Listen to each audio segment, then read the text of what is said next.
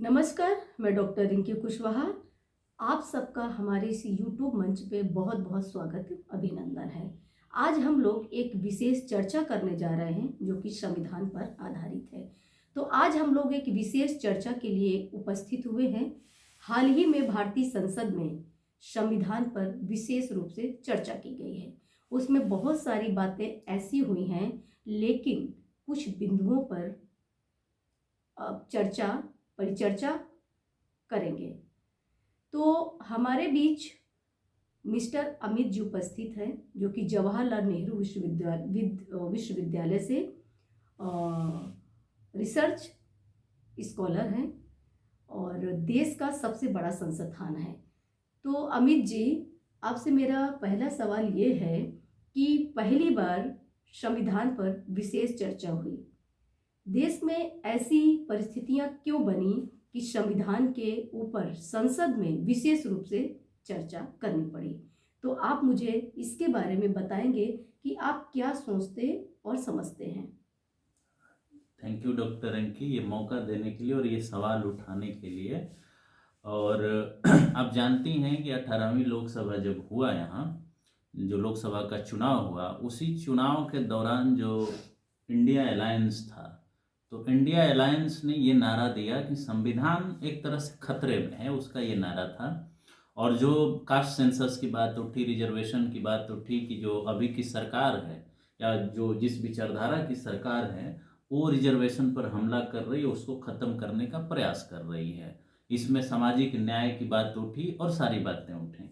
तो एक तरफ वो सरकार है जो एक खास विचारधारा का प्रतिनिधित्व करती है, या हम ये कह सकते हैं कि एक ऐसी विचारधारा जो राइट विंग की विचारधारा कही जाती है, दक्षिणापंथी विचारधारा, जो कोशिश करता है कि इस देश में फिर से वो व्यवस्था लागू की जाए जो वर्ण आधारित व्यवस्था है। और उसमें अगर वैसी व्यवस्था स्थापित की जाएगी, या जो सरकार है उसकी जो विचारधारा है, उसके पीछे एक संगठन का नाम आता है राष्ट्रीय स्वयंसेवक संघ, जो उसकी विचारधारा है, और उसी विचारधारा और उसी संगठन के द्वारा भारतीय जनता पार्टी को सपोर्ट दिया जाता है। अगर हम ये कहें कि भारतीय जनता पार्टी का कोर अगर कोई सपोर्टर है, या उसके विचारधारा का जो सबसे बड़ा सांगठनिक सपोर्ट है वो आरएसएस से आता है, तो ये गलत नहीं होगा, और उसकी सरकार है। और दूसरी तरफ कांग्रेस और कांग्रेस के नेतृत्व में चलने वाला इंडिया अलायंस है, जो ये कहता है कि हम उस विचारधारा के खिलाफत में हैं, उसके खिलाफ हैं। दूसरा जो डिफरेंस है जिसकी वजह से परिस्थिति बनी, जो संघ की विचारधारा है और जो भारतीय जनता पार्टी की विचारधारा है, उसको कहा जाता है कि वो मनुस्मृति से गाइड होता है। वो भले सरकार चला रही है बीजेपी, लेकिन विचारधारा मनुस्मृति की है उसकी। और जो दूसरा पक्ष है वो ये कहता है कि हमारी विचारधारा संविधान की है, क्योंकि जब संविधान और मनुस्मृति का कंपैरिजन आप देखेंगे तो मनुस्मृति में महिलाओं, दलितों, पिछड़ों के को उसी रूप में बनाए रखने की बात की जाती है जिस जिस रूप में वो हजारों साल पहले थे, वैदिक युग में थे या उत्तर वैदिक युग में थे। जबकि संविधान व्यक्तिगत अधिकार की बात करता है, इक्वलिटी की बात करता है, समानता की बात करता है। ठीक है। तो दूसरा पक्ष क्या कहता है, महागठबंधन या इंडिया अलायंस, की हम समानता की बात करते हैं, सामाजिक न्याय की बात करते हैं, कास्ट सेंसस की बात करते हैं, और हम समाज बदलने की बात करते हैं। ये सबसे बड़ी लड़ाई है। सत्ता पक्ष कह रहा है कि हम संविधान के हिसाब से काम कर रहे हैं, विपक्ष कह रहा है कि नहीं, आप संविधान के खिलाफ काम कर रहे हैं, अप्रत्यक्ष रूप से आप संविधान को खत्म कर रहे हैं। यही डिमांड उसकी थी। 18वीं लोकसभा में जो एनडीए की सरकार है उसकी सीट कम हुई है, और इस वजह से जो विपक्ष का डिमांड था कि संविधान पे चर्चा हो, वो चर्चा माननी पड़ी सत्ता पक्ष को। और ये भी आपको देखा गया कि शपथ ग्रहण से पहले प्रधानमंत्री, जो माननीय प्रधानमंत्री अपने देश के हैं नरेंद्र मोदी जी, संविधान को दंडवत प्रणाम करते दिखे गए, जो कि पिछले उनके 2 टेन्योर में नहीं देखा गया। तो संविधान केंद्र बिंदु में बन गया है, और जो विपक्ष का डिमांड था उसी को सत्ता पक्ष ने उसको स्वीकार किया, और उस पर चर्चा रखी गई, एक विशेष चर्चा रखी गई। और ये एक बहुत अच्छा कदम था कि सरकार भी अपना पक्ष रखे कि हमने क्या किया है इन समाजों के लिए, खास करके सामाजिक न्याय के जो पुरोधा हैं, जो संविधान बनाते समय शामिल थे, खास करके बाबा साहब डॉक्टर भीमराव अंबेडकर की बात आती है, जो संविधान निर्माता थे, उन पे विशेष चर्चा आई। सरकार भी बताई कि हमने क्या किया, और विपक्ष भी सवाल उठाने का काम किया कि क्या आप गलत कर रहे हैं, संविधान के खिलाफ क्या कर रहे हैं। तो ये बहुत अच्छी पहल मानी जानी चाहिए भारतीय लोकतंत्र के लिए कि संविधान पे स्पेशल चर्चा की जा रही है। संविधान मतलब ये जो कहता है कि संविधान पर खतरा है, तो खतरा पर चर्चा तो हो कि भाई खतरा कैसे है। तो सत्ता पक्ष को भी मौका मिला और विपक्ष को भी मुद्दा उठाने का मौका मिला, और यही परिस्थिति थी। इसे जनता का दबाव भी आप कह सकते हैं कि जनता चाहती थी कि संविधान पे चर्चा हो, क्या है संविधान, कैसा है संविधान, कैसा फंक्शन कर रहा है। और इस परिस्थितियों ने ये मौका दिया कि संविधान पर विशेष संसद का चर्चा हो, और हुआ। वो बहुत ही इंटरेस्टिंग है, सबको देखना चाहिए। तो यही परिस्थितियां थी जिसके वजह से संविधान के ऊपर चर्चा हुई, और संविधान का हम 75वां साल मनाने जा रहे हैं। इसके लिए भी एक अहम ये मुद्दा है कि भाई 75 साल का हमारा संविधान हो गया, तो संविधान पे एक विशेष चर्चा तो बनता है कि हम कहाँ पहुंचे, क्या छूट गया, क्या हमें क्या लक्ष्य था और कहाँ हम पहुंचे हैं, सवाल पूछना पड़ेगा। तो यही परिस्थितियां थी जिसकी वजह से संसद भवन में एक विशेष चर्चा रखी गई संविधान के ऊपर, और मैं इसको बहुत अच्छी पहल मानता हूं। यही है हमारा रिप्लाई इस पहले सवाल के जवाब में। बहुत अच्छा आपका जवाब रहा, संतोषपूर्ण रहा। तो अब अगला सवाल अमित जी हमारा आपसे ये है कि जैसा कि आप जानते हैं कि संसद में लगातार विपक्ष के मांग के कारण संविधान पर विशेष चर्चा रखी गई है, जिसमें सत्ता पक्ष ने भी पूर्व की कांग्रेस सरकारों पर जमकर हमला बोला। तो उसे आप किस रूप में देखते हैं, बड़ा ही बताएंगे हमारे दर्शकों को? जी बिल्कुल। ये जो सवाल आपने किया ये बड़ा अहम सवाल है।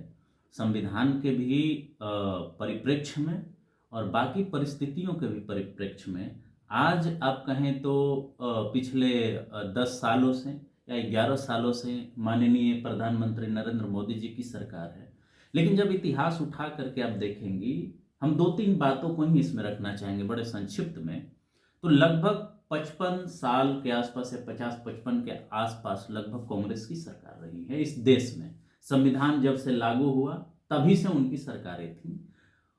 बाद के दिनों में ये सरकारें गठबंधन की भी सरकारें बनी, कांग्रेस के नेतृत्व में भी बनी, विपक्ष के भी नेतृत्व में बनी। 1977 में पहली गैर कांग्रेसी सरकार बनी केंद्र में, 1967 में राज्यों में बनी थी 10 साल पहले। तो जब गैर कांग्रेसी सरकार बनी, जब गैर कांग्रेसी सरकार राज्यों में और केंद्र में बनी, तो बहुत सारी ऐसे परिवर्तन हुए नीतियों में जिसे कांग्रेस ने नहीं किया था। उदाहरण के तौर पर आरक्षण का जो मुद्दा था वो आजादी के लड़ाई के समय से ही चल रहा था, लेकिन कभी भी कांग्रेस पार्टी ने उसको सीरियसली नहीं लिया, या ये भी कह सकती हैं कि रणनीतिक तौर पर उसको इग्नोर किया। क्योंकि उनकी जो स्ट्रेटजी थी चुनाव लड़ने की, वो केवल 3 लोगों को, 3 कम्युनिटी को टारगेट करके होती थी। एक अपर कास्ट था, एक माइनॉरिटी था और एक एससी होता था।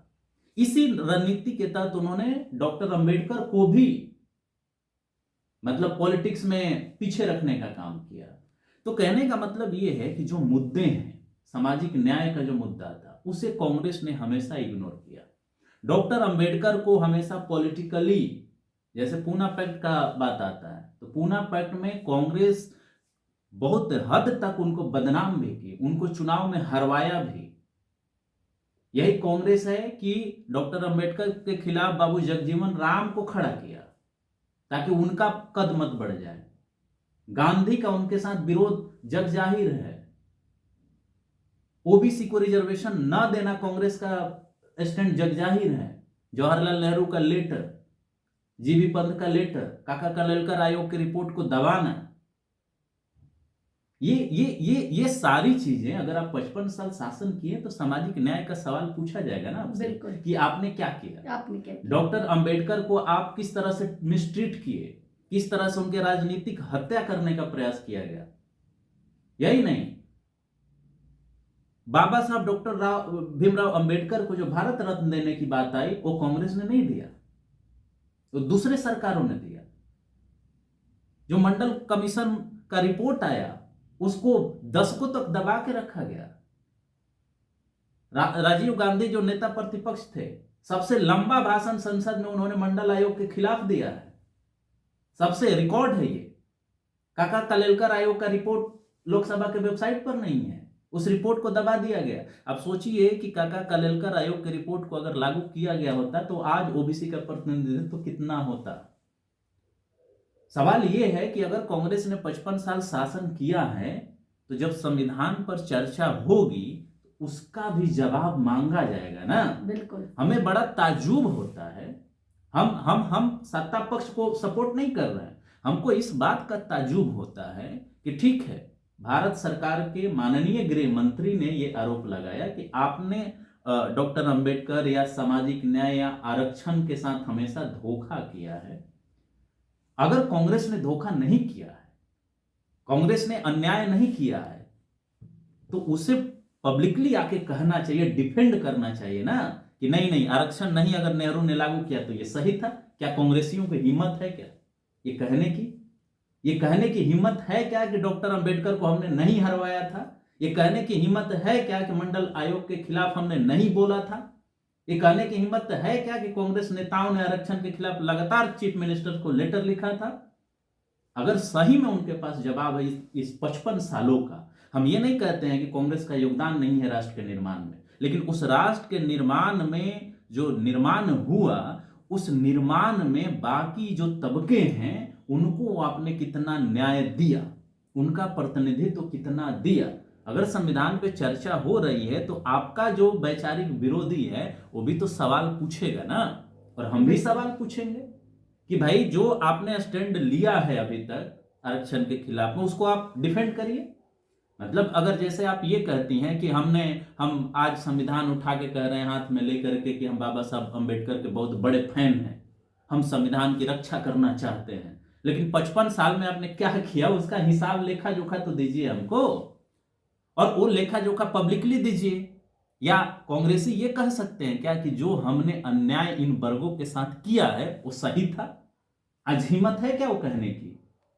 तो उस परिप्रेक्ष्य में अगर हम देखें कि जो डिबेट हुआ, जो कांग्रेस पार्टी ने ये जो मुद्दा लाया, तो उसको भी ये तैयार रहना चाहिए कि हमारा जो कर्म और कुकर्म है वो भी सामने लाया जाएगा। बिल्कुल। और उसको सरकार ने सामने लाया है, ये हम भी जानते हैं, ये पब्लिक डोमेन में बातें हैं कि कांग्रेस की सरकारें आरक्षण की सबसे बड़ी विरोधी रही हैं, और शायद उसी गलती को या उस गलती को छुपाने का प्रयास अभी का कांग्रेस का नेतृत्व कर रहा है, लेकिन पब्लिकली ये नहीं कह रहा है। उनमें कहने की हिम्मत नहीं है कि हमने जो भी कांग्रेस की सरकार रही है पूर्व में, जो संविधान के प्रति किए, जैसा भी हमने किया, उसको कैसे डिफेंड करेंगे, इमरजेंसी को कैसे डिफेंड करेंगे। इसी संविधान का सहारा लेकर के क्या कांग्रेस के नेता प्रेसिडेंट राहुल गांधी ये कह सकते हैं क्या कि इमरजेंसी सही था? इमरजेंसी सही था, आप कह दीजिए। तो 55 साल का अगर आपका इतिहास शासन कर रहा है तो भाई कांग्रेसियों आपको भी जवाब देना होगा। आप कह के तो देखिए, शायद राजनीतिक रूप से आपका सफाया हो जाएगा कि संविधान का जितना बदतर इस्तेमाल इन लोगों ने किया है वो शायद आने वाली सरकारें कर पाए या नहीं कर पाए।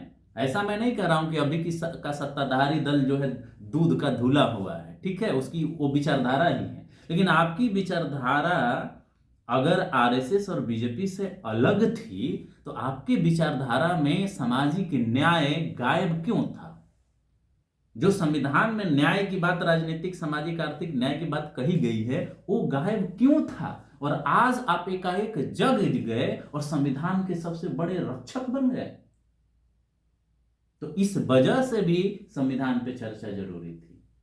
इस वजह से भी जो संविधान पे चर्चा, हम तो कहते हैं कि सबको सुनना चाहिए ये बातें, बिल्कुल, पब्लिक डोमेन में है बातें, इसको सोच और समझ के देखना चाहिए कि आखिर कांग्रेस ने क्या किया है, और जो बीजेपी कर रही है वो कांग्रेस को पार कर चुकी है या अभी भी कम है। ये भी एनालिसिस होना चाहिए तुलनात्मक, कि जो बीजेपी कर रही है अभी की, उसकी सरकार जो कर रही है, वो क्या कांग्रेस के जो किए हुए कारनामे हैं उससे ऊपर जा चुकी है कि अभी भी नीचे है। तो इस सवाल का जवाब हमारा इस रूप में होगा। आपका जवाब बहुत अच्छा रहा। मुझे लगता है कि आपने अपनी तरफ से बहुत अच्छा बताने का प्रयास किया है। अब अगला सवाल हमारा इंतज़ार कर रहा है, तो देखते हैं कि वो अगला सवाल क्या हो सकता है आपके लिए। जैसा कि आपने बताया कि पक्ष भी हमलावर था और विपक्ष भी हमलावर था। तो इसी दौरान माननीय गृह मंत्री अमित शाह जी ने डॉक्टर भीमराव अंबेडकर जी के ऊपर भी चर्चा किए हैं, तो जिस पर विपक्ष ने विरोध जताया, बहुत ज़्यादा हंगामा हुआ संसद में। तो उस विवाद को आप कैसे देखते हैं कि इस विवाद का क्या कारण हो सकता है?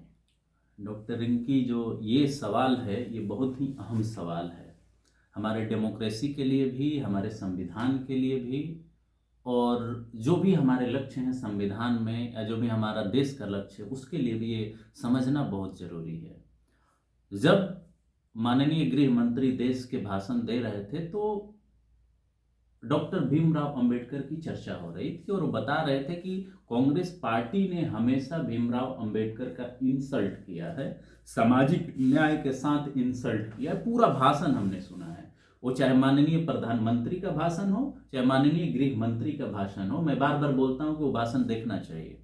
और उसी दौरान हम माननीय गृह मंत्री का डिफेंस नहीं कर रहे हैं, उसी दौरान जब हंगामा हो रहा था, बाकी चीजें हो रही थी, उसी दौरान उसी कंटेक्स्ट में उन्होंने वो बातें कही थी कि जितना आप लोग अभी अंबेडकर का नाम ले रहे हैं, अंबेडकर अंबेडकर अंबेडकर, इतना नाम भगवान का लेते तो आप को मोक्ष मिल जाती। समथिंग ऐसा ही उन्होंने स्टेटमेंट दिया था। सबसे पहली बात तो ये कि उसको उस पर्सपेक्टिव में देखा जाना चाहिए जिसमें वो कहा जा रहा था। हम ये मानते हैं कि ऐसी तुलना डॉक्टर अंबेडकर की नहीं की जानी चाहिए माननीय गृह मंत्री के द्वारा, ये हमारा डिफरेंस ऑफ ओपिनियन हो सकता है। लेकिन जो उन्होंने बातें कही वो बातें बड़ी अहम है, उस बात पर कांग्रेस पार्टी नहीं बात कर रही है। आप ये समझिए कि डॉक्टर अंबेडकर का नाम इस्तेमाल करके कांग्रेस जो है सरकार को तो घेरना चाह रही है और अपनी कमियों को छुपाना चाह रही है।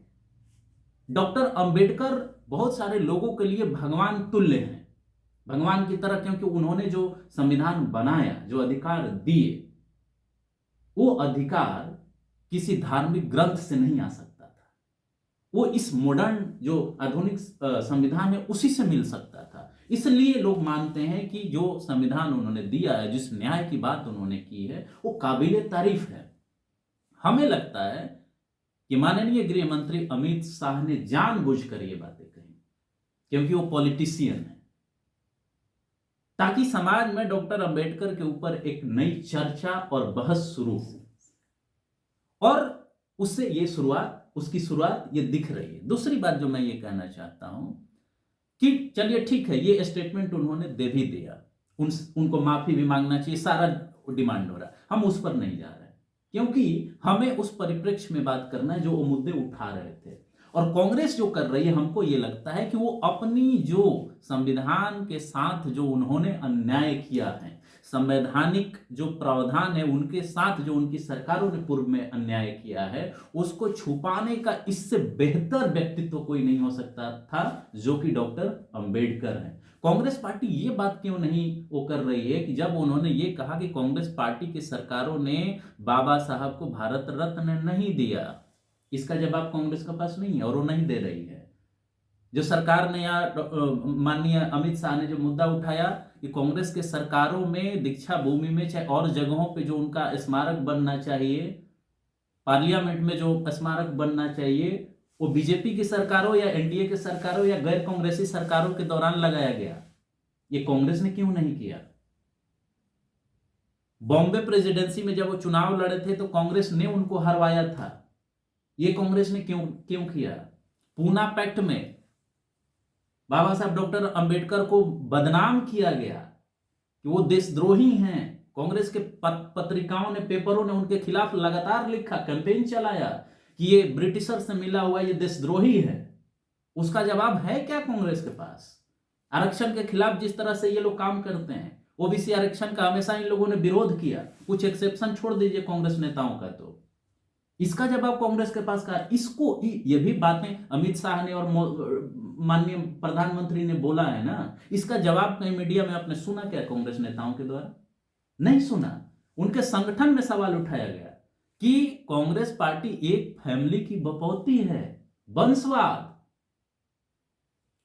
वंशवाद का मुद्दा उठाया गया, इस पे किसी कांग्रेस के नेता ने कोई जवाब दिया क्या? नहीं दिया ना। तो हमारा कहने का मतलब है कि चलिए ठीक है, अंबेडकर पर उन्होंने जो बोला, डॉक्टर भीमराव अंबेडकर पे जो उन्होंने बोला कि अंबेडकर अंबेडकर करने से बेहतर होता कि अगर भगवान का नाम इतनी बार लेते, तो उनका ये कहना था कि अंबेडकर का केवल नाम मत जपिए। ये बात तो हम भी कहते हैं बिल्कुल कि हम अंबेडकर को ये नहीं कहते कि आप पूजा करिए, उनके विचारों को इंगेज करिए, उनके विचारों के आधार पर पॉलिसी बनाइए, उनके विचारों को फैलाइए। ये सरकार कर रही है कि नहीं कर रही है अलग अलग मुद्दा है, लेकिन हमारे कहने का मतलब कि जो असल में वो होना चाहिए वो नहीं आप कर रहे हैं। अब जब आपकी सत्ता चली गई तो अंबेडकर आपके बहुत प्यारे हो गए, जब अंबेडकर थे तो वो प्यारे नहीं थे। ये सब कोई जानता है ना कि हिंदू कोड बिल के मुद्दे पर अंबेडकर ने as a law minister resign किया था, जब उनको लगा कि नेहरू पीछे हट रहे हैं उसको लागू करने से। हालांकि बाद में लागू किया गया, लेकिन उनको रिजाइन तो करना पड़ा ना। तो हमारे कहने का मतलब ये है कि संविधान हाथ में उठा करके डॉक्टर अंबेडकर अंबेडकर चिल्लाने से उनकी विचारधारा लागू नहीं होगी। बिल्कुल, उसमें काम करने की जरूरत है। आप इस पर घेरिए ना कि और जो बातें माननीय अमित शाह ने कही वो क्या गलत था। उस बात का जवाब कांग्रेस पार्टी दे ही नहीं रही है, क्योंकि उसके पास जवाब नहीं है। और एक सेंसिटिव मुद्दा ये उठा करके कि आपने अंबेडकर का इंसल्ट किया है, सरकार को घेर रही है। तो क्या ये जनता नहीं समझ रही है क्या? सब समझ ये हम नहीं समझ रहे हैं क्या कि सामाजिक न्याय के खिलाफ कांग्रेस ने कितना काम किया है? और हम ये नहीं कह रहे हैं कि कांग्रेस ने गलत अगर किया है तो वही काम भारत की जो अभी सरकार है या उस विचारधारा की जो सरकार है वो करे। हम इसके भी विरोधी हैं, लेकिन हमारा कहने का मतलब ये है कि अंबेडकर का बेजा इस्तेमाल ना तो सरकार को करने की जरूरत है और नहीं विपक्ष को। विपक्ष में आप हो करके आज तक आपने कभी नहीं बताया कि संविधान के अनुरूप हम काम किए हैं। सामाजिक न्याय की धज्जियां कांग्रेस की सरकारों ने उड़ा रखा है और आज हथियार के तौर पर डॉक्टर अंबेडकर का इस्तेमाल कर रहे हैं। डॉक्टर अंबेडकर की अगर बात करनी है तो संगठन में उठा के देखें कांग्रेस के लोग कि कौन उसमें राज कर रहा है, उसमें कौन लोग सबसे ज्यादा पावरफुल हैं। उसमें भी तो लोकतंत्र होनी चाहिए ना। बिल्कुल, उसमें तो लोकतंत्र नहीं है। तो केवल अंबेडकर जी की बात करके आप अपनी गलती छुपाएं, ये सरासर संविधान के अनुरूप नहीं है। ये भी सवाल कांग्रेस को करना चाहिए, ये भी सवाल उठाना चाहिए और सारे सवालों का जवाब देना चाहिए कि 55 साल के सरकारों के दौरान आपने क्या किया है सर सामाजिक न्याय के लिए। और आज संविधान उठा के आप कहें कि हम सबसे बड़े संविधान के मतलब समर्थक हैं, तो ये जल्दी गले नहीं उतरती। तो उन्हें भी अपने अंदर झांकने की जरूरत और जवाब देने की। हम लोग वेट करते हैं कि कांग्रेस के कोई नेता आए और कहें कि हम इमरजेंसी के दौरान संविधान के रूप में ऐसे काम किए, हम आरक्षण पर ऐसे काम किए, हमने शिक्षा या स्वास्थ्य के लिए ऐसे काम किया, जैसे सरकार गिनवा रही है। तो सरकार जैसे गिनवा रही है, भाई आप भी लिस्ट लेकर के बताएं ना कि हमने तो ये काम किया था सामाजिक न्याय के लिए, अंबेडकर के विचारधारा के लिए। हम तो ये जानना चाहते हैं, लेकिन वो जवाब नहीं आ रहा है। ये बड़ा दुर्भाग्यपूर्ण है। दुर्भाग्यपूर्ण माननीय अमित शाह का बयान भी है, लेकिन दुर्भाग्यपूर्ण ये भी है कि जो सच्चाई कहना चाहिए कांग्रेसियों को या विपक्ष को, वो नहीं कह रहा है। ये मेरा जवाब है आपके तीसरे सवाल का। बहुत अच्छा आपका जवाब रहा अमित जी। आपने हमारे सभी प्रश्नों का जवाब बहुत धैर्य के साथ दिया, उसके लिए आपका बहुत बहुत धन्यवाद और आभार। तो चलते हैं, अब आप सभी को मेरा नमस्कार। मिलते हैं फिर एक नए वीडियो के साथ। तब तक आप हमारे इस चैनल को लाइक करें, कमेंट करें, सब्सक्राइब करें और कमेंट करके आप हमें अपना सुझाव दीजिए। बिल्कुल। जय हिंद, जय भारत। मिलते हैं एक नए वीडियो के साथ। नमस्कार।